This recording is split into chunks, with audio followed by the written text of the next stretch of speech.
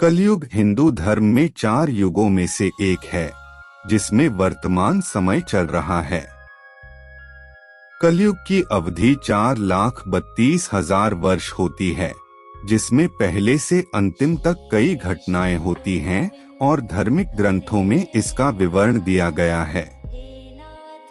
कलयुग की शुरुआत का समय कुल मिलाकर 5,000 साल पहले लगभग 3,102 ईसा पूर्व माना जाता है। इसका अंत होगा कुल मिलाकर 4,32,000 वर्षों बाद, जिससे अगला युग त्रेतायुग आरंभ होगा। इसे सिर्फ सिंधु सरस्वती सभ्यता से जुड़ा होने वाला धार्मिक अनुष्ठान माना जाता है और विभिन्न धार्मिक परंपराओं में इसकी विविधता हो सकती है।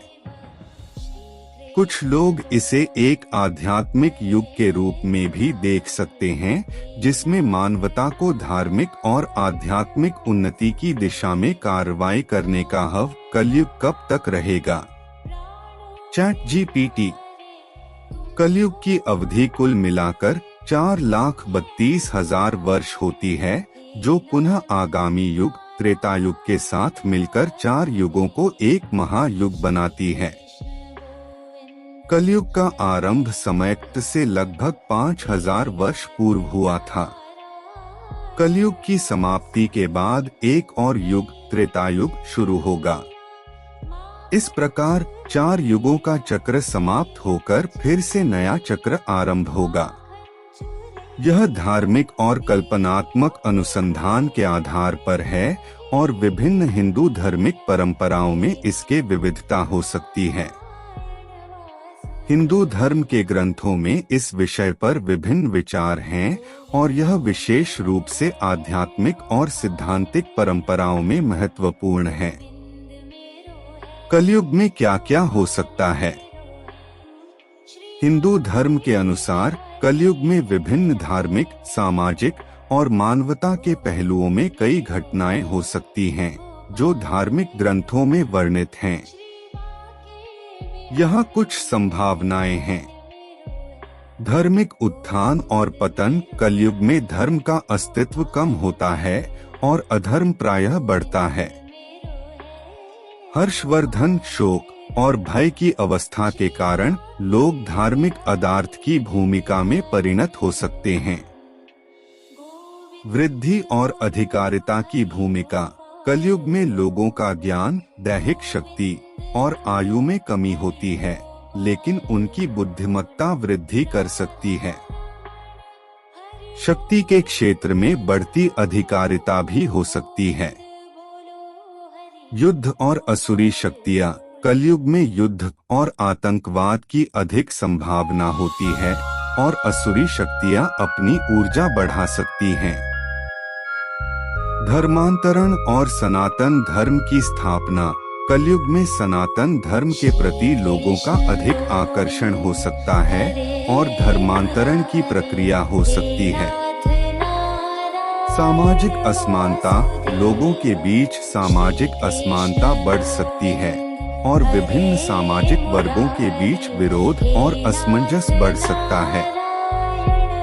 तकनीकी प्रगति। कलयुग में तकनीकी प्रगति भी हो सकती है, जिससे मानवता को और उनके।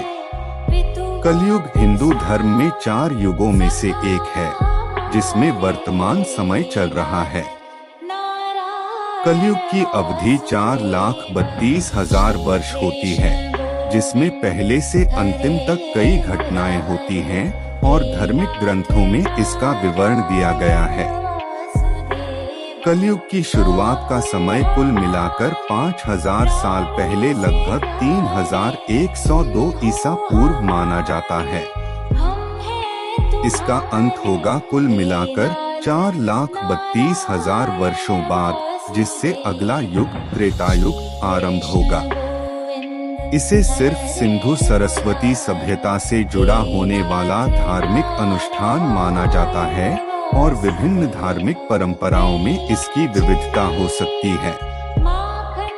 कुछ लोग इसे एक आध्यात्मिक युग के रूप में भी देख सकते हैं, जिसमें मानवता को धार्मिक और आध्यात्मिक उन्नति की दिशा में कार्रवाई करने का हक कलयुग कब तक रहेगा।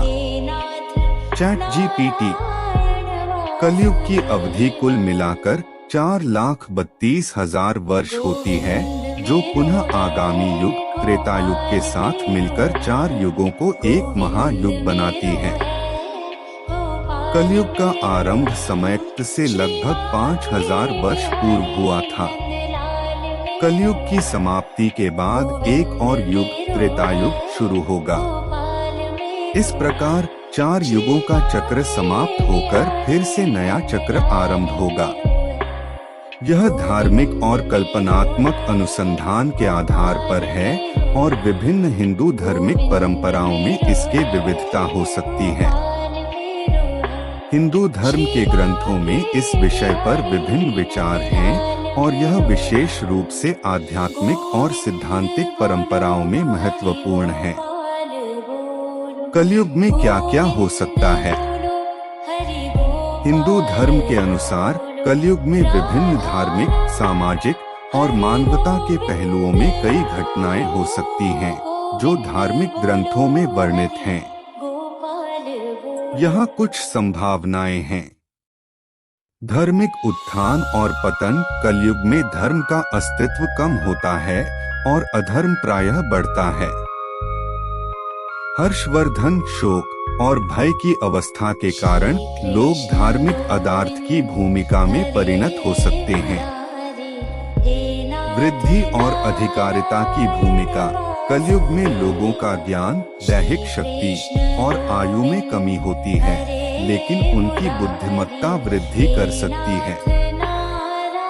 शक्ति के क्षेत्र में बढ़ती अधिकारिता भी हो सकती है।